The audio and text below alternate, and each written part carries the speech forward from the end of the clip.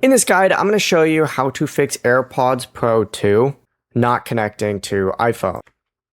First things first, open up settings on your iPhone, scroll down and select general, and you need to tap software update first. And if an update is available, install it, then try connecting to your AirPods again.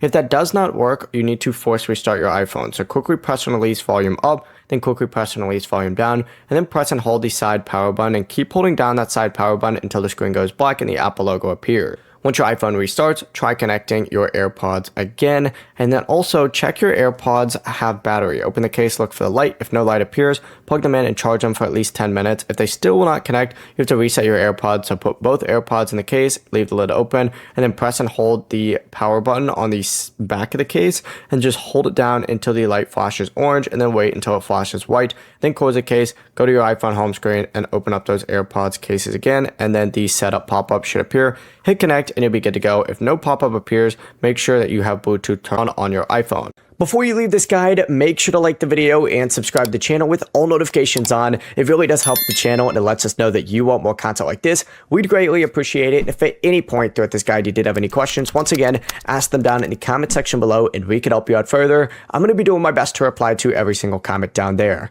Have a great rest of your day though. Peace.